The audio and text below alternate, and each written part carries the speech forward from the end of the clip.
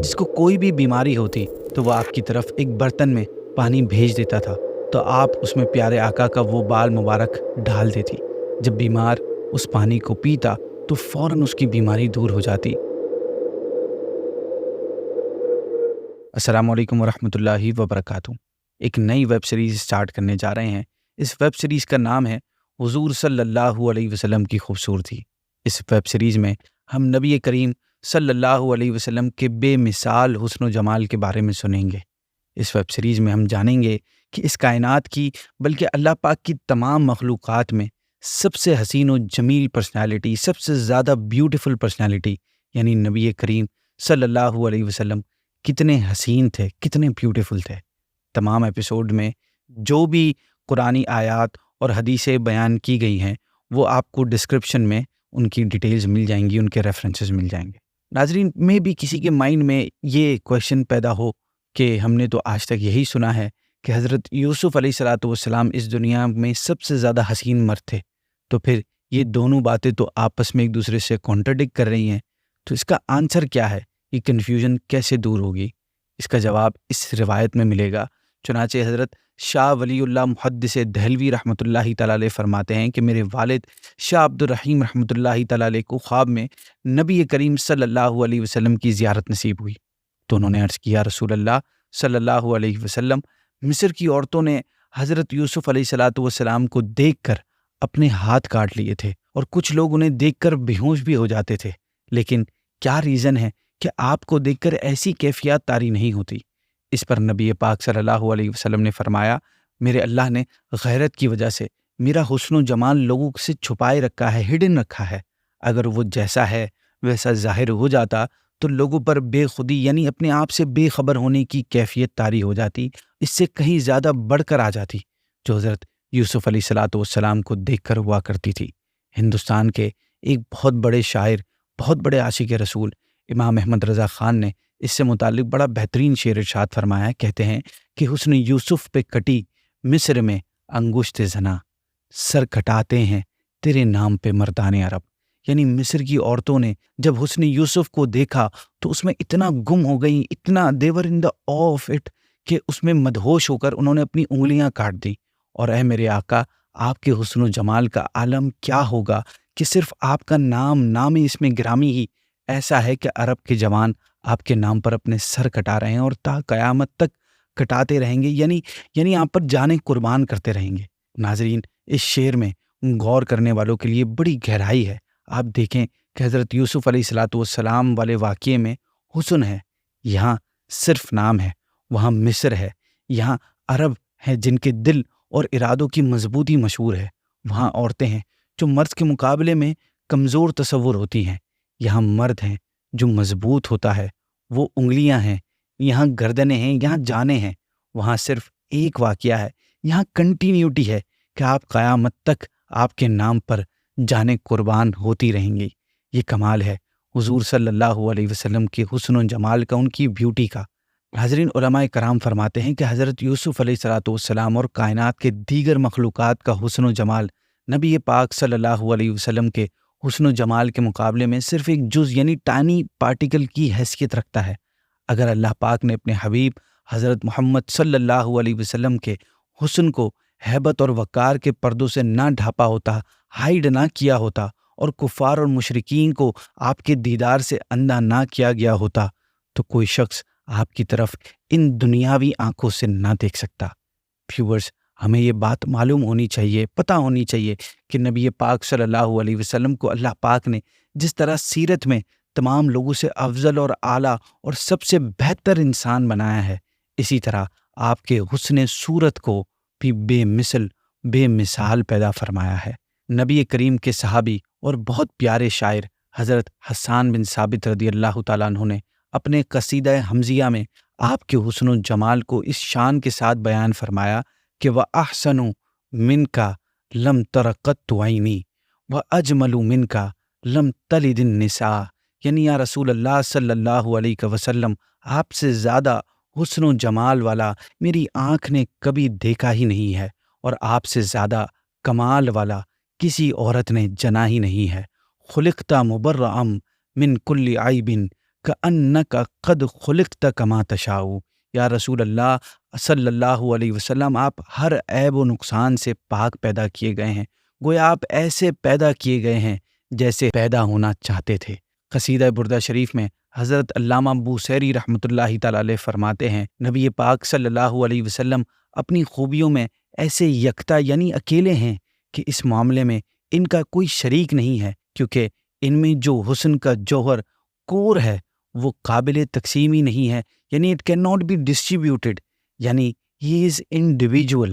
Any way ناظرین، تمام امت کا ایمان ہے کہ پرپروشن آف آرگنز اور حسن و جمال میں آپ صلی اللہ علیہ وسلم بے مثل و بے مثال ہیں۔ چنانچہ علماء کرام اور سیرہ رائٹرز نے آپ صلی اللہ علیہ وسلم کے جسم مبارک کے ہر حصے، ہر باڈی پارٹ کی حسن و جمال کو الگ الگ طریقے سے، الگ الگ انداز میں بیان کیا ہے۔ آج کی ایپیسوڈ میں ہم نبی پاک صلی اللہ علیہ وسلم کے بال مبارک، جس کو منہ مبارک، آپ کی پیاری پیاری زلفوں کے حسن و جمال کے بارے میں سنیں گے۔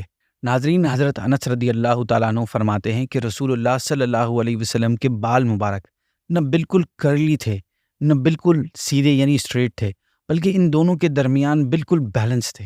مختلف روایات میں آتا ہے کہ آپ صلی اللہ علیہ وسلم کے بال پہلے کانوں کی لو تک ہوتے تھے، بڑھ کر کانوں کے نیچے ہو جاتے تھے اور کبھی کبھی کندھے تک پہنچ جاتے تھے۔ حضرت علی رضی اللہ تعالیٰ عنہ فرماتے ہیں کہ آقا کریم صلی اللہ علیہ وسلم کے بال نہایت حسین اور خوبصورت تھے۔ بالوں کے کلر کے حوالے سے بھی روایات سے ہمیں معلوم ہوتا ہے کہ آپ کے بال مبارک کا رنگ ڈیپ بلیک تھا۔ حضرت ابو طفیل رضی اللہ تعالیٰ عنہ فرماتے ہیں کہ میں نبی پاک صلی اللہ علیہ وسلم کے چہرے کی حسین سفید رنگت اور آپ کی زلفوں کی گہری سیاہی یعنی ڈیپ بلیکنس کو کبھی نہیں بھول سکتا۔ حضرت برا بن حازب رضی اللہ تعالیٰ عنہ نبی پاک صلی اللہ علیہ وسلم کے مبارک بالوں کا ذکر ان پیارے الفاظ میں کرتے ہیں کہ میں نے کوئی زلفوں والا سرخ جبے میں اپنے آقا صلی اللہ علیہ وسلم سے زیادہ حسین و جمیل نہیں دیکھا۔ آپ کے پیارے پیارے بال آپ کے مبارک کندھوں کو چھو رہے تھے۔ بالوں کی لینتھ کے حوالے سے حضرت عائشہ صدیقہ طیبہ طاہرہ رضی اللہ تعالیٰ عنہ فرماتی ہیں کہ آپ صلی اللہ علیہ وسلم کے بال کانوں اور دونوں کندھوں کے درمیان تھے۔ حضرت انس رضی اللہ تعالیٰ عنہ فرماتے ہیں کہ حضور اکرم صلی اللہ علیہ وسلم کے بال نصف کانوں تک تھے، یعنی ہاف ایئر تک تھے۔ ناظرین، ان احادیث مبارکہ سے نبی پاک صلی اللہ علیہ وسلم کے بال مبارک کی دو لینتھس پتہ چلتی ہیں۔ ایک ابتدائی یعنی کان کا نصف یعنی کان کی لو تک بال ہوتے تھے، دوسری انتہائی کے بال کندھوں کو چھونے لگتے تھے یعنی نیچے تک آ جاتے تھے۔ پلس حجۃ الوداع کے موقع پر پیارے آقا صلی اللہ علیہ وسلم کا بال منڈوا دینا بھی ثابت ہے، حلق کروانا بھی۔ حضرت انس رضی اللہ تعالیٰ عنہ فرماتے ہیں کہ آقا صلی اللہ علیہ وسلم کا سر مبارک پر اکثر تیل لگاتے اور داڑھی میں بھی اکثر کنگھی کیا کرتے، اور امامہ مبارک کے نیچے ایک رومال رکھ لیتے تھے تاکہ امامہ خراب نہ ہو۔ وہ رومال تیل سے تر رہتا تھا۔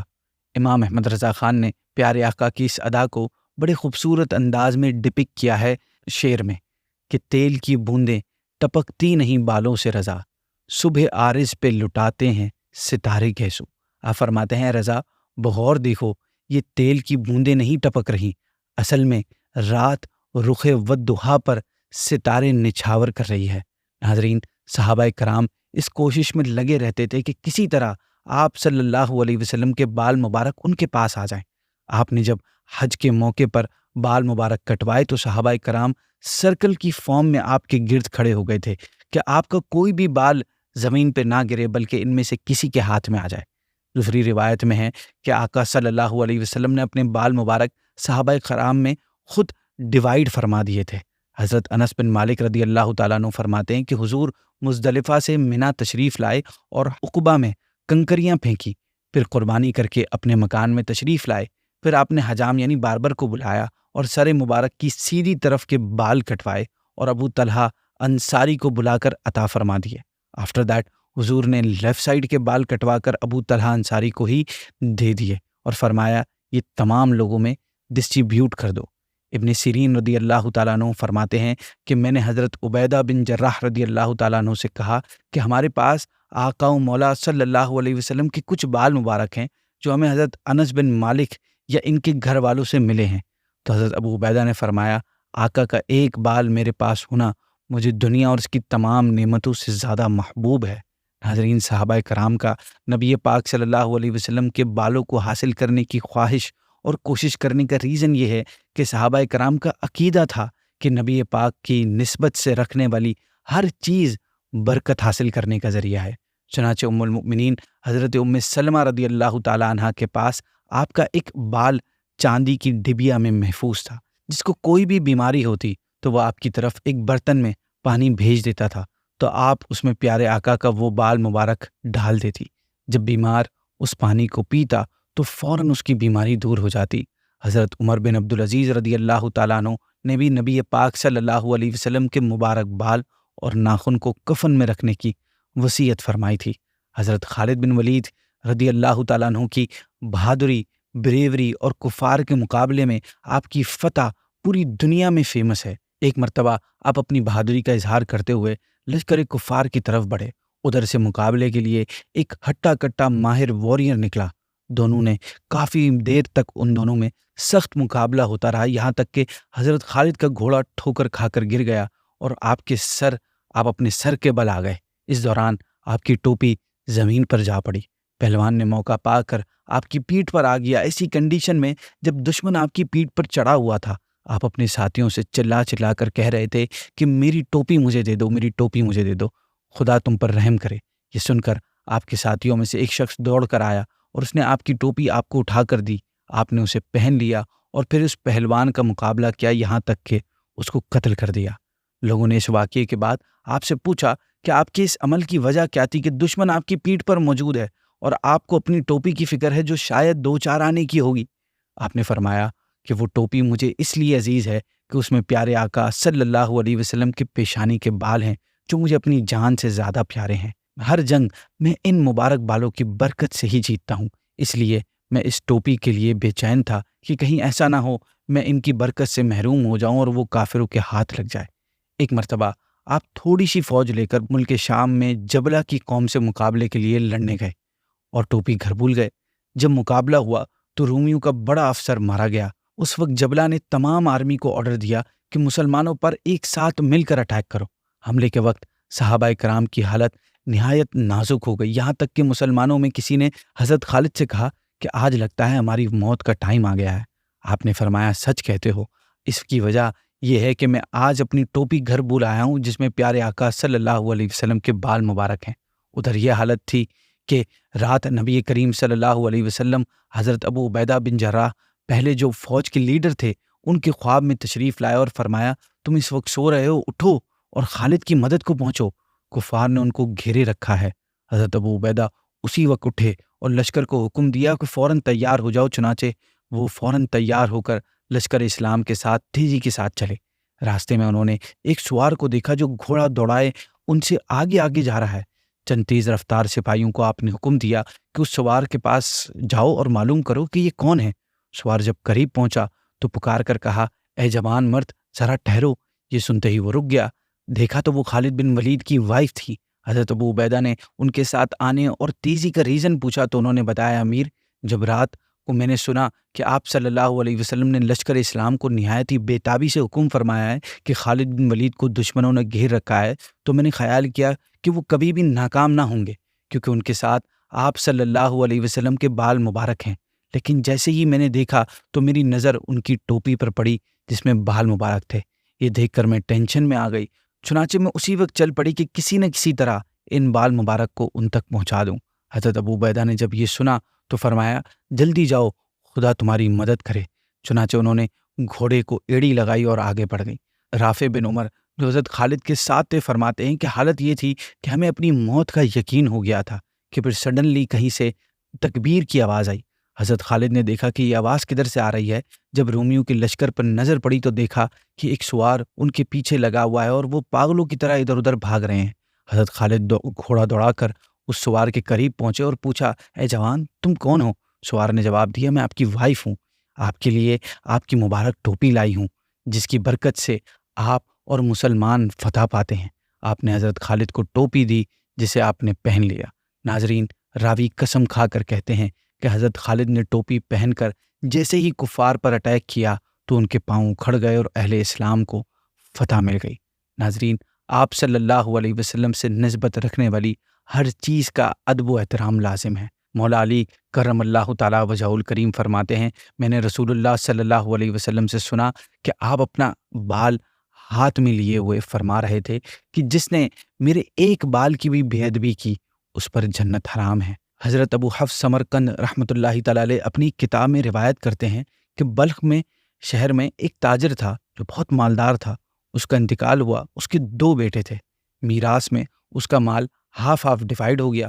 اس کے چھوڑے ہوئے سامان میں مال کے علاوہ نبی پاک صلی اللہ علیہ وسلم کے 3 بال مبارک بھی موجود تھے۔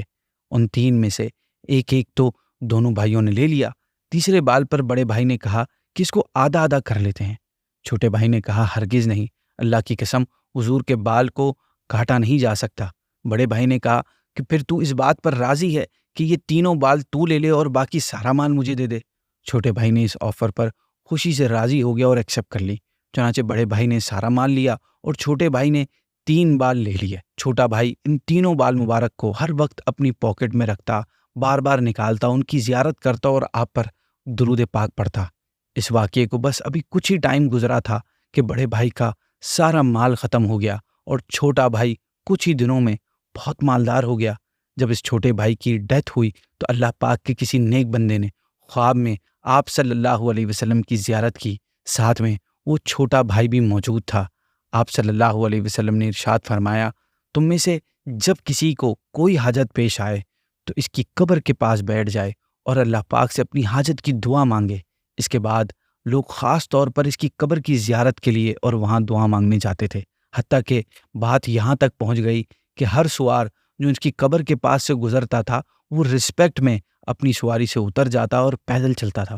ناظرین، آپ نے دیکھا کہ ایک شخص کو اس بال مبارک کی عقیدت اور رسپیکٹ نے کہاں سے کہاں پہنچا دیا، اور اس کے بڑے بھائی کو مال کی محبت کی نحوست سے کیا ملا۔ گویا اس پر یہ شعر فٹ آتا ہے کہ نہ خدا ہی ملا، نہ وصال صنم، نہ ادھر کے رہے نہ ادھر کے رہے۔ اسی کے ساتھ ناظرین آج کے ایپیسوڈ کو اینڈ کرتے ہیں۔ کل انشاءاللہ حضور صلی اللہ علیہ وسلم کے ایک اور خوبصورت عضو یعنی باڈی پارٹ کی بات کریں گے۔ ہمیں اجازت دیجیے۔ آپ کو یہ ایپیسوڈ پسند آئی، یہ میسج پسند آیا، یہ انفارمیشن اچھی لگی تو پلیز اپنے دوستوں کے ساتھ، اپنے فرینڈز گروپس کے ساتھ اس کو شیئر کیجیے۔ السلام علیکم ورحمۃ اللہ وبرکاتہ۔